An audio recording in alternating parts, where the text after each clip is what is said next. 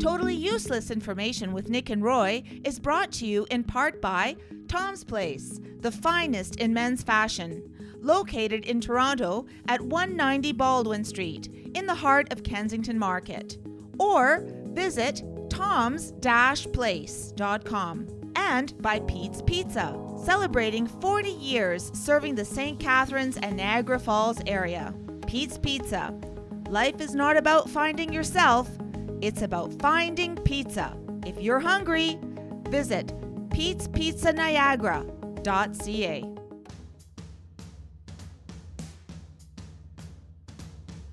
Celebrating 5 years. This is Totally Useless Information with Nick and Roy. Listen, laugh, and learn. What is the most expensive dress ever sold? I still think that I have corduroys. Am I hip? Hi, I'm Nick. And I'm Corduroy. And this week, we scoured the internet and have been for over 5 years to come up with these incredible facts just for you. Plus, we'll answer your question in the mailbag section. And in the news, put down that sheep. Nah. Totally useless information. It's everything you never needed to know.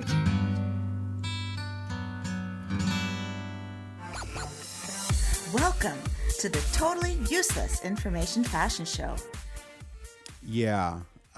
And we used some of that wool from that sheep to put on a sweater. Although, hi, welcome to the show. I'm in Toronto, Canada. Roy's in Florida, and I think Roy, at the time that we're recording this broadcast, it's fairly warm in Toronto. It feels like summer, really. Yeah, it's global warming, Nick. Right. We're shipping all of our heat up to you guys so the Canadians won't complain. Right. During tourist season that it's too hot down here. Right, yeah, exactly. This way, the snow will melt even faster in July. Okay, so I've never worn these in my life because I never really had the need to. I don't know if you have, Roy, but barrettes. You know, barrettes? Underwear? Are you talking about underwear? No, not this week. It's an odd week. But then again, what is it? Barrettes, as the name gives away, barrette is French, and it's a French term which translates from bar, and et is to a small bar. Hair barrettes date all the way back to the 1960s, where they were first created to be both elegant and functional. Nick, I don't want you to feel bad.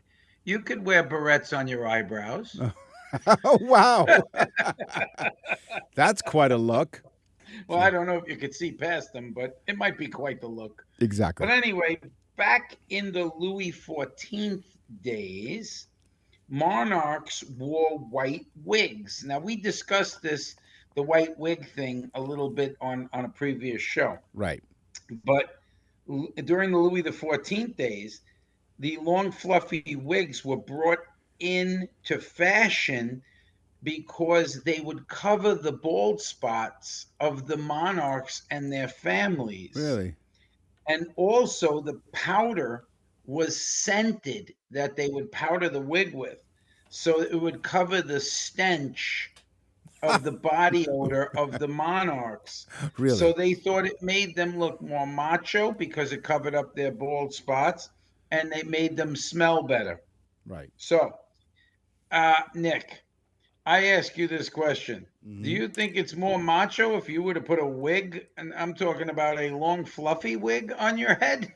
Would that be considered macho or nacho? Yes.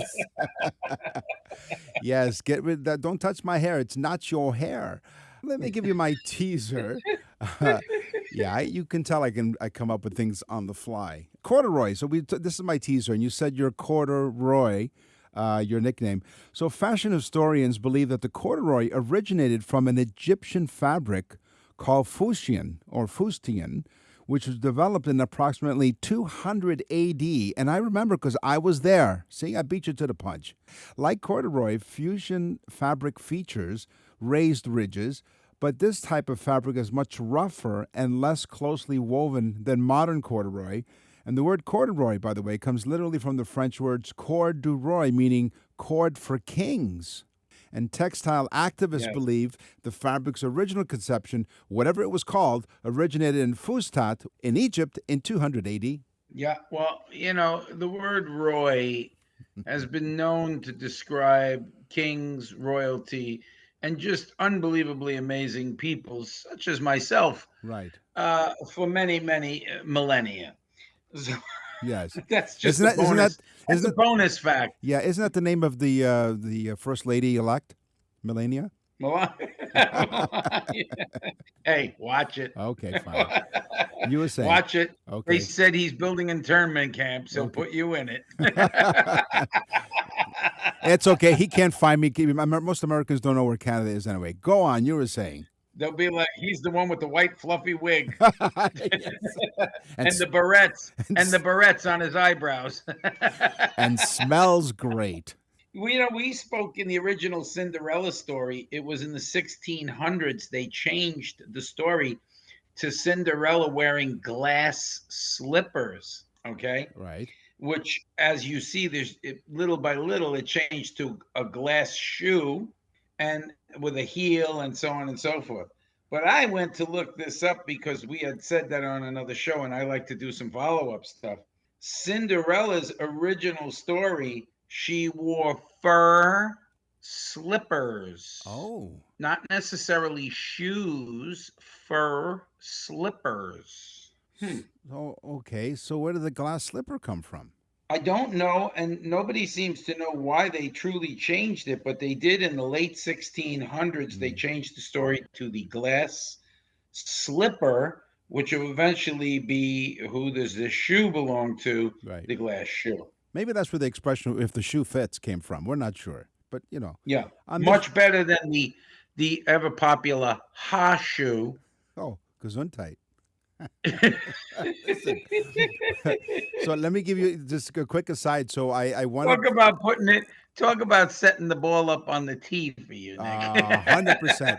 So a bunch of years ago, when we used to have like the cameras, where you used to mount the flash on top of the camera, and the sort of clip that you connected the external flash onto the top of the camera, that was called a hot shoe. So Yes. when I went, I wanted to buy a camera from one of my cousins for his birthday or something. So I went to the dealer, to the retailer, and I said, I'm looking for such and such a camera, and I'd like that external flash on top. He goes, okay. And I said, I just don't know how to connect. He says, well, you have to take this and you connect it on the hot shoe. And I said, excuse me. He says, on the hot shoe. I said, gesundheit. So, here are Well, us- my teaser, Yes. Oh, did you do your fact yet? No, because you were talking about Cinderella. Can I go now? I go Yeah, now. go ahead. That's mine. Go ahead. That took a long way to go. But I go know ahead. it was. So you know what? You're gonna wear out your glass slipper. We grew up in the 1970s, and those of you who have, you might want to relive this. And those of you who are still living in the 1970s, it's time to put on bell-bottom pants, frayed jeans, maxi dresses, tie-dye, peasant blouses, and ponchos. These are the fashion trends of the 1970s, and some accessories that will help pull together your early 1970s hippie outfits, which Roy has a whole bunch in his closet, are chokers, headbands, scarves, jewelry made of wood, stones, feathers, and beads. Okay, so my teaser was what was the world's most expensive dress ever sold. I'll get to that. I'm just teasing you a second time. Oh. But I have the world's oldest dress was found in ancient Egypt. You had something with Egypt, but in ancient Egypt, around 3000 before Christ, archaeologists found the remnants of a dress, and then they find multiple remnants, which means that it had become a fashion statement, Oh. or what archaeologists believe to be the first true fashion trend. You know, you said fashion statement. Here at Totally Useless Information with Nick and Roy, we provide fashion questions. Yeah, they just look at us and they have a lot of questions. Exactly. Why am I even looking at them? Okay, so we went to the 1970s. How about what fashion was popular in the 1980s? Throughout the 80s and even part of the 1990s, preppy fashions featured a lot of pastels, turtleneck sweaters for girls, knee-high socks for Roy, sometimes turned down or folded over at the top and above the knee-length skirts, and dresses and polo shirts with designer logos. That was the great fashion trends of the 1980s, and of course, shoulder pads and real big puffy hair. I tried to start a trend back then for men, thigh-high socks. Yes. Yeah, how did that go over? You know, with my legs, they never went over the knee. Fair point. The most expensive dress, which was my teaser, which I'll get to in a little. No, I'll no. actually tell you. No more teasing with The your most dresses. expensive dress Uh-huh. ever sold was designed by a guy named Rene Strauss, which I thought it would be like Christian Dior or something like that. Right. But no, Rene Strauss, he called the dress the Diamond Wedding Dress. It had 150 carats of diamonds sewn into the dress. It was worn by, it doesn't say it was purchased by, but it was worn by Catherine Zeta-Jones at the 76th Annual Academy Awards. And get ready, Nick, it cost $4.8 million. Oh, wow. You're listening to Totally Useless Information with Nick and Roy. Thank you very much for joining us. That's right. For 5 years, we've been doing this. We thank you very much for your support. People are really raving over our website, which is nickandroy.com. You go to the Nick and Roy store, and you can order yourself a very, very special birthday message for your loved one. Yeah, let me tell you, folks, we talk about this, but you have to go to nickandroy.com and click on the Nick and Roy store. There's a sample there of the birthday message. Go to it, click on the sample. You're going to see that this is the greatest gift ever. People, they say, oh, that person has everything. This will freak them out. It's a Nick and Roy Totally Useless show about the day and the year that they were born. It's so cool. Go to nickandroy.com, click on the Nick and Roy store. Definitely do it. You'll be happy you did. That's nickandroy.com. Nick and Roy will continue with totally useless information. To access the full library of episodes, visit nickandroy.com. That's nickandroy.com. We're back with totally useless information with Nick and Roy. Listen, laugh, and learn. From Beethoven to Bieber, rock and roll to rhythm and blues. This is totally useless music information with Nick and Roy. I love how he tinkled his ivories. Not tinkle, tickled. Yeah. Not At tinkled. this age, I'm used to tickling my own ivories. Yeah. Listen, Nick, does the name Hans Zimmer ring a bell? Yes. What about him? Where does it ring a bell to? Now, no pun intended, but I thought he was an actor, but I was wrong. He's a composer, and he composed The Lion King, Gladiator, that was a great soundtrack. Yeah. Pirates of the Caribbean, another phenomenal soundtrack. Guess what? The guy had no formal training in music. Really? He wrote these scores and all these things, no formal musical training. That is amazing. Wow. You know what? Now you sing music. You play a lot of music. Did you have any formal music training? No, that's the freaky thing. When I was much younger, my brother tried to play guitar, Mm-hmm. and he took a couple of lessons. And my mom said, "Well, he's playing guitar, so you have to play something else." So I got a bass guitar. I took 3 lessons, and I just started playing the bass guitar. So I never went back for the lessons. And then I sat in front of a piano and realized I could play the piano, which was really kind of scary almost. When I did it the first time, I understood the chords, you know? Right. So, yes, no, I had no formal training. I do not read music, but yet I've written some 30, 40 songs. That's awesome. Well, there you go. And by the way, if you're in the southwest part of Florida and you visit the website musicbyroy.com, you can find out where Roy is singing next because he doesn't have formal musical training, but he truly is a great performer, not only here on Totally Uses Information with Nick and Roy. And I say that because people have gone to see his show and they're absolutely thrilled with what you do. So great job. Congrats on that. Here's my next fact. Here's my first fact about music. So I'm going to talk about the great rocking women of all time. So the following few entries will be about the great female rockers, and one of them is Debbie Harry. Debbie Harry, the lead singer of Blondie since 1974, and of course her greatest hits were Heart of Glass, Call Me, and Rapture, of course. But the band continues to be in full swing, and Debbie Harry shows no signs of slowing down. She's one of the great rock and roll female artists of all time. Yeah. Japan's national anthem, which is called Kimi ga Yo, has the distinction of being the shortest national anthem of any country. It is only 4 lines. All right, there you go. Well, here's another greatest rock and roll female artist, Christine McVie. Now, she, inspired by the emotional turmoil of what she was experiencing in life, it became one of the best-selling albums of all time.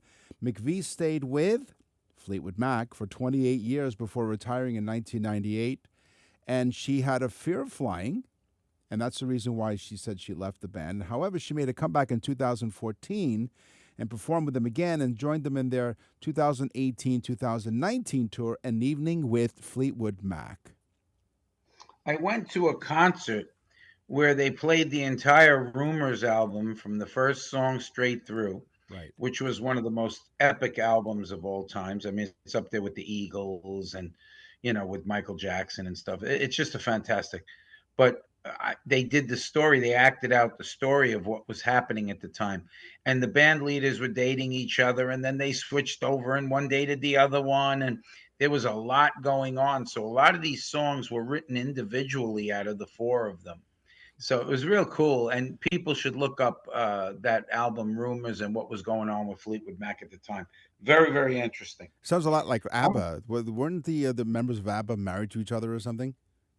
Yeah, there was all kinds of stuff going on there too, But it was like they just were together so much. It was like, hey, knowing me, knowing you. Yeah. Uh-huh. Yeah, they were real super troopers about it. And one last thing. But one last thing about Christine McVie. We lost her, sadly, a couple of years ago, in November of 2022. But she was a great force. Are you still looking for her? No, I found her, unfortunately. But I found her that she was. When they update your Wikipedia page, it says was. So sadly, we lost her in 2022. Yeah, well, don't stop thinking about tomorrow. That's all I have to say. Exactly. Okay. Ready, Nick? A Scottish guy with a kilt, and what else would he be holding in his hands? Oh, Scottish guy, kilt. Bags. I'll help you along. Bagpipes. Bagpipes, right? Okay. Super stereotypical. The Scottish guy with the kilt and the bagpipes, right? Yeah. Nope. Bagpipes were invented in Greece. Oh. A few hundred years before the Romans, who adopted them and brought them to Scotland, where the Scottish learned how to play them, and the rest is history. The rest of the world forgot about bagpipes because they said, God, what is that ugly sound? Yeah, it's an acquired sound, isn't it? Nick, I lived in Dunedin, Florida for a very short period of time. Yeah. But in Dunedin, Florida, they are the capital of bagpipes in the United States. Oh, I didn't know that. Most people don't. Is that the reason why you would live there for a short period of time? Because you couldn't stand the noise of the bagpipes? You can't wake up to that screeching sound. I'd rather have a rooster in my face.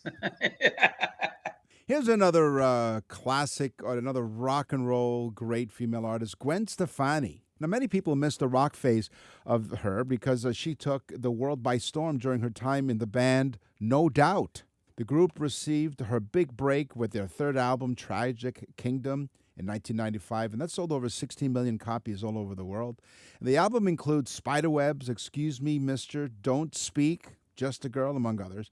Although her solo career is now more pop-oriented, well, Stefani continues to perform her band's most powerful songs. So you always go back to the classics and always go back to, the stuff that worked for you. When I hear some No Doubt songs, I think of you, Nick, especially when I hear the song Don't Speak. Oh.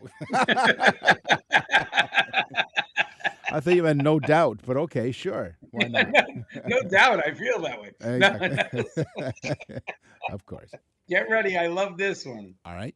The song 4-33. 4-33 is composed by a guy named John Cage. The song begins with the orchestra being completely silent and not playing their instruments Really? for 4 minutes and 33 seconds.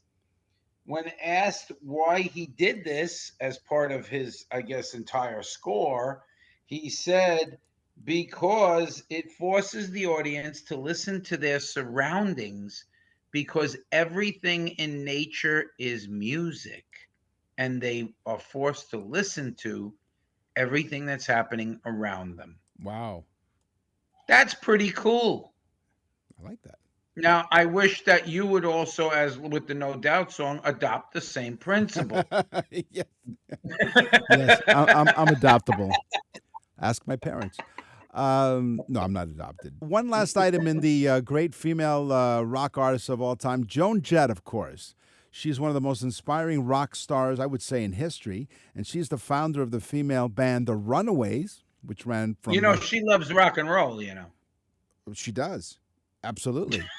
I love rock and roll. What's the other? Put another dime in a jukebox, baby. Is that what it is? It used to cost only a dime to play music on a jukebox. Never mind. Go find a jukebox now. I think the jukebox is in your back pocket, if you really think about it. Yeah.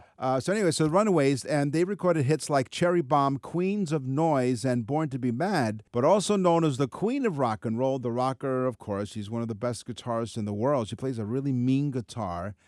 And she's, of course, the author of one of the greatest hits of all time, as we've referenced, I Love Rock and Roll.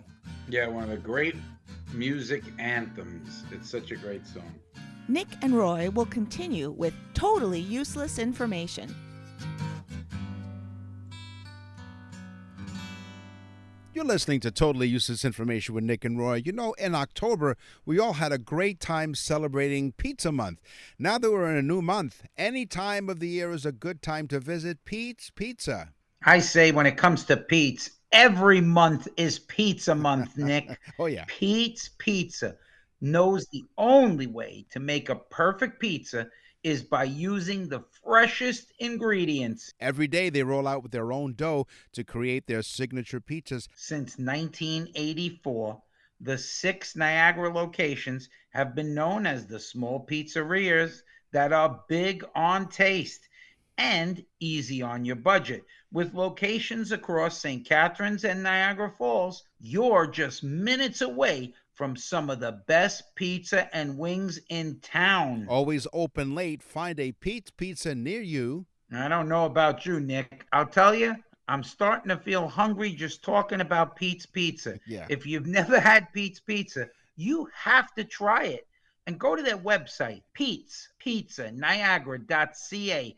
That's Pete'sPizzaNiagara.ca.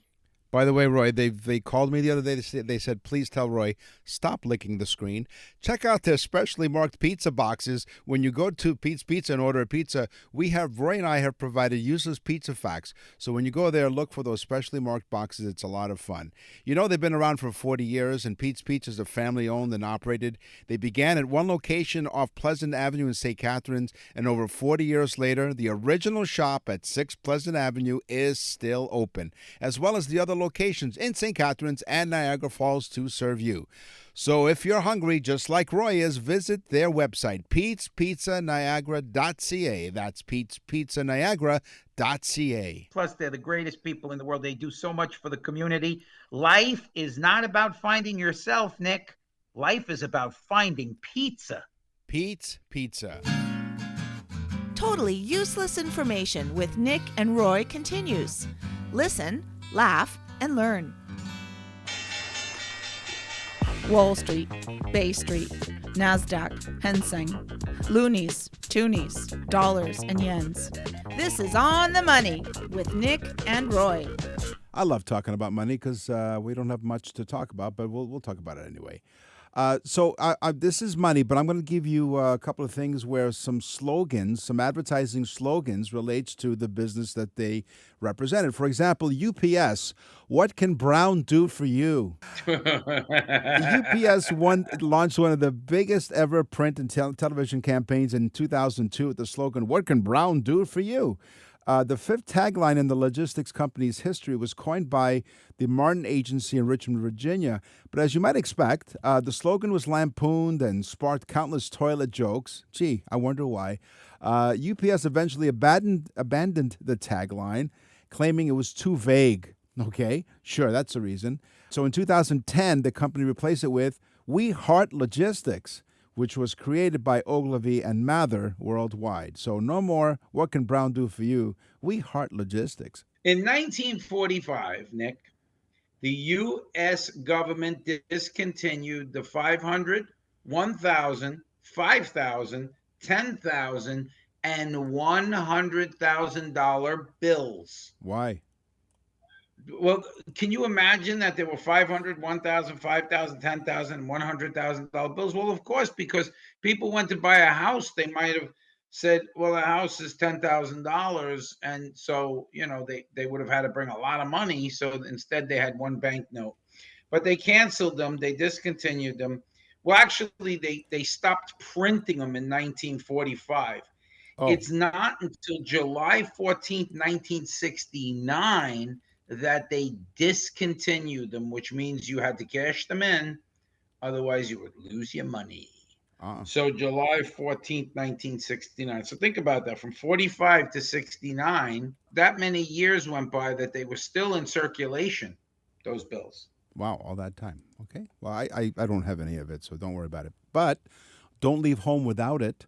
That was a great slogan for American Express, of course. Now, the famous Ogilvy and Mather Worldwide, who helped UPS get out of the toilet, so to speak, they came up, they were the brains behind.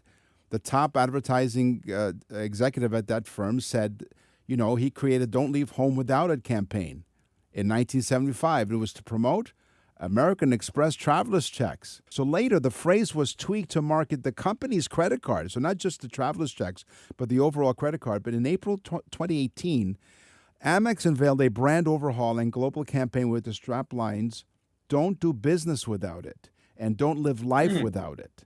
And according to the credit card company, the new slogans reflect how business and life, presumably leisure, are becoming increasingly intertwined. So never mind traveler's checks, don't leave home without it, don't do anything else without it. Wow. So I was thinking about money, and I was thinking about like ingots, like the silver and gold ingots that are literally little gold bars and silver bars. And I said, where did this custom come from? And I looked it up, and it was the ancient Sumerians, modern day Iraq. The Sumerians were the first people to use metal as a trading, and they would form it into ingots of certain weights. So they were the first to say, if you have a bronze ingot of, 2 ounces, it's worth this. They gave a monetary value to metal in a certain weight, which is the modern day, gold and silver and so on, weighing metals as a currency. I've heard this before, and I'm like, you know what? I have to look this up. And it wasn't because I was sitting at McDonald's having a Big Mac, but what is the Big Mac Index? It is a price index published by The Economist in 1986, The Economist publication. It was an informal way of measuring the purchasing power parity, PPP, between two currencies and providing a test of the extent to which the exchange rates results in goods costing the same in different countries. So, for example, the Big Mac was used for this index. So if a Big Mac costs, the equivalent of $5, let's say US in the United States, how much would that be in Canada?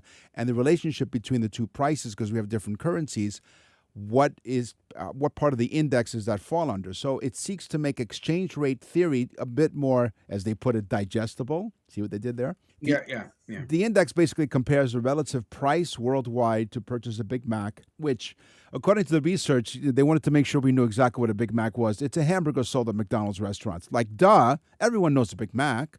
Okay, Nick, I'd like to, on behalf of the audience, say thank you for confusing us and giving us a headache. Romans made their coins or money. I love this one, guys. Get your pencils out. The Romans made their money in a place called the Temple of Juno Moneta, named after the goddess of marriage and women. Now get ready, Nick. Moneta. Yeah. Mone, money. Yeah. Moneta. That's how money gets its name. Yeah, moneta, because it was made in the temple of Juno Moneta in one spot. And then, of course, the term moneta turns into money. How cool. Wow. That is awesome. I like that one. So you and I are happily married, and you're... Speak for yourself. I just did. At some point, we presented our then girlfriends a diamond ring. And it used to be said that how much should you really spend on a diamond ring? And it was said that you should spend 2 or 3 months of your salary on an engagement ring. That was sort of the rule of thumb. Well, guess what? The financial rule was actually created by a diamond company. Yeah, you think? Okay. So as noted by one of the publications, The Knot, De Beers is credited as bringing this idea to market in the 1930s, saying that 1 month's salary was the recommended amount you should spend on a ring for your betrothed. The amount went up from there as times changed, of course, but today there's no rule dictating what you should spend on a ring or other piece of engagement jewelry for that matter. So if you want to splurge, go for it if you can afford it. But you should also consider, maybe resetting a family ring. That could be an option, finding a vintage piece somewhere, or buying a less expensive gemstone. So here's a bonus fact from the 5 years of totally useless information. Is that penguins, they very much pick a lifelong mate. And what they do is their way of proposing is they take a pebble and they pick it up and they place it in front of the significant other that they want to get engaged and want to get married to. So I guess in effect it's also a rock. But the penguins take a pebble and put it in front of the penguin that they want to get married to. So that's their way of proposing. I would think that's where the saying "that's some rock" came from. And he said, "You rock my world." That's what he said to her. Speaking of rocks and things like that, Yeah. What's inside of Nick's head? Right. Forms of money. Forms of money were compiled by a group. They compiled what they considered the most used forms of money. And they start off with, believe it or not, soap. Soap was one of the biggest. Coca, which of course they're using the coca as chocolate. Mm-hmm. Beans, elephant tails, grain, animal skins, fish hooks. Now that's a cool one. Feathers, I guess to make mattresses and pillows and comfortable places to sit. Tea, tobacco, bird claws, I guess to make more fish hooks. Right. Yeah. And get ready for the last one, bare teeth. Oh, wow. You're listening to Totally Useless Information with Nick and Roy, and we thank you very much for listening. We're 75 countries all over the world.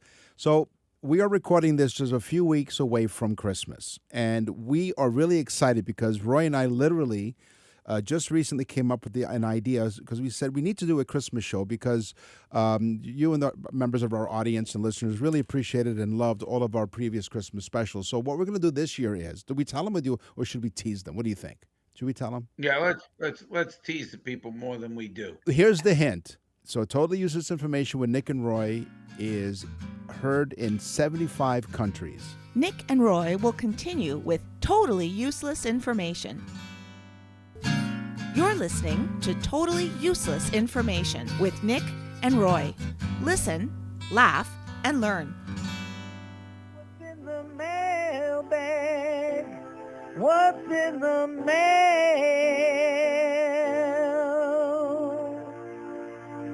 So I have an email, a mail from Michelle from Hamilton, Ontario, here in the same province I live in. Hamilton is just about maybe an hour west of where Toronto is, Hamilton, Ontario. Dear Nick and Roy, we love listening. It's just a penguin's ring away from Toronto. That's right, a stone's throw. And a penguin's engagement ring. We love listening to your show every week. We are amazed by how you guys manage to stay such good friends for a long time. Your chemistry is amazing and love listening to you both. Oh, isn't that nice? Thank you very much. Here's my question. I noticed little black dots on my windows and windshield in my car. What are they for? So I'm like, all right, that's a great question. So thanks, Michelle from Hamilton. The dots date all the way back to the 1950s when car manufacturers... Wait a second. Dots on the window of her car? Yes. Those are called bugs. No. These are like sort of like baked in, if you will, baked into the windows. And we find out that they started doing this way back in the 1950s when car manufacturers used adhesive to hold car windows in place rather than the metal trim. The black trim around the windows called Fritz, and the black dots are painted onto the glass to hide the not very appealing look of the adhesive at the time. So the rims were actually baked into the window so they could hold the glue and window in place. The dots serve as an aesthetically pleasing transition from the thick black line to the transparent window, rather. So they help provide temperature control because when the glass is bent to fit into the frame of the windshield, it gets heated up. So the black painted glass heats up faster than the rest of it, and the dots help distribute that heat so the glass doesn't warp. Thank you, Michelle. Yeah. As usual, we come through. I love this one because I love going through the mail because you really do get a feel of what our audience is thinking. And most of the time, most of our audience is not thinking. And we thank you for that. Yes. No, but Florence, and I love this, from Haiti. So Florence from Haiti says, you guys have a fantastic show. You guys are funny and you make learning easy. And she says, thanks for all the information. It's not useless.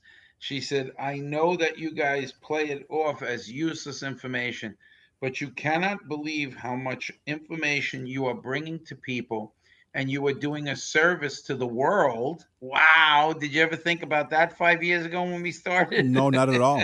Not at all. She says your show should be compiled and played every day to young students as a course in knowing things other than just segmented learning. Oh, I said, wow, isn't that cool? Young students would listen to our show as we blurt and make sexual innuendos. And we get arrested. Yeah. That's a great email. You know, that's interesting. I mean, we thought about this at one point. Maybe we'll revisit it. So what was the name of the person, the listener who wrote in? Florence. From Haiti. Florence. She's an expat. So She's an expat that moved to Haiti. So thank you, Florence, because that's a great idea, because we originally, if you remember this, Roy, we talked about maybe offering people, if they pass a test, we're offering them a diploma from TUYU, right? So yeah, we should do that. Totally Useless Information University to find out exactly how much totally useless information. So maybe we'll do that in our upcoming newsletter or something. And by the way, you can go to nickandroy.com, and if you don't already receive our newsletter, go right to the bottom of the page and sign up to be on our mailing list. We promise we don't spam you. We won't sell your information anywhere. That's how useless we are. We won't do any of that. On the show today, we talked about fashion. We talked about music. We talked about money, moneta. It's time for the news. And now, from around the corner and around the world, this is TUI News. A woman from Shakopee, Minnesota was Nick? Yes? Get to the sheep. No, hold on. Hold on. This woman from Shakopee, Minnesota was recently arrested and charged with stealing a sheep from a farm in Bloomington. Oh, no. So, according to the Bloomington Police Chief Booker T. Hodges, because, it has to have an middle name. Booker T. Booker Hodges. T. Booker T. Yo, Booker T. He put out a... He said, did you steal this sheep? And she said, nah. Exactly. Yes, you did. So in this YouTube video, the police chief, Booker T. Hodges, says rustling is still a thing. Begins by saying, I'm going to talk to you about a crime that city dwellers don't often have to talk about. So recently, prosecutors charged a 42-year-old Mary Kay Bauer of St. Paul, Minnesota, with rustling. That's what they call it. And livestock theft, which is a felony. So in October... She's a rustler. She's a rustler, right. So about 6:45 in the afternoon or the evening in October, the officers were called to the old Shakopee Road East on a report of a man and a woman walking a dog and a sheep. Yeah. So she said, I would have stole that cow, but I couldn't get it around my shoulder. Right. Exactly. How dare you utter those words? So anyway, Mary Kay Bauer originally told officers that she purchased the sheep, but, according to the court documents. However, the man with Bauer told the officers that she had stepped over the fence to a farm, put a leash on the sheep, and then pulled the sheep through the fence. Okay. See, Booker T is not Columbo or quite the detective. Okay, why? First thing I would have said, Yeah. Booker T, the arresting officer, No. He's the police chief, even higher than that. My first question would have been, okay, we know she stole the sheep. Where'd she get the dog? She married him. So officers said they confirmed that the nearby farm owners that the sheep was stolen. So the farmer's owner said, yes, in fact, we're missing a sheep. And no word if the name of the farmer was Little Bo Peep. But anyway, the He farm was like, hey, Bo, can you count the sheep? That's right. So the sheep that was stolen is a breeding hare ram worth $500. Oh. Chief So it was a, what is it called? It's a breeding hare ram. Ah. So maybe they breed it for its hair. I'm not sure. That was one of my nicknames too in high school. Right. I was called the hair ram. The hair ram. Yes, exactly. Now, Chief It was Booker. the 80s, Nick. That's right. It was the different. 80s. It was the corduroys and pastel colors and large shoulder pads. So Chief Hodges, Booker T. Hodges, said that the ram was in good condition, and Bauer's dog and a bunny rabbit that also had been in her possession had been returned to the farmer after she was released in the county jail. She said, what could I say? I just like hair. Right. That's right. He was like, well, hop along. You're going to jail. So this woman, so they're going out for a walk. Did she steal the rabbit and the dog as well? Well, that's not clear because it said that Bauer's dog and a bunny rabbit she also had in her possession. So let's... Which is a lesson to all you would-be thieves. Travel light. Right. Well, so just to clarify, when she came out of prison, they returned the dog and the bunny rabbit. That belonged to her. But no word on where the boyfriend went or the guy went. Oh, wait a second. So they gave her back the dog and the rabbit. Right. Okay, I want to know, where did they hold the rabbit and the dog in custody, and were they questioned? Yeah. You know, you put the lie detector for the rabbit go on their ears. Oh, that's right. And you get better television reception. That's all the time that we have for this episode of Totally Useless Information with Nick and Roy. As we promise every week and have been for 5 years, we'll scour the internet and other sources to find out totally useless information just for you. So go to the website. Tell a friend about the show because it's you, our listeners, that are making this show so popular around the world. And as every week we say, we thank you because it's because of you, and we do this show for you. I'm Nick. And I'm Roy. Thanks for listening.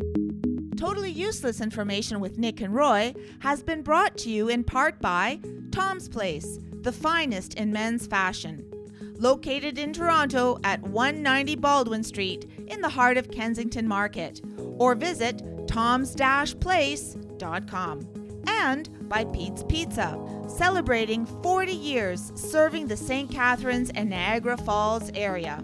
Pete's Pizza. Life is not about finding yourself, it's about finding pizza. If you're hungry, visit petespizzaniagara.ca.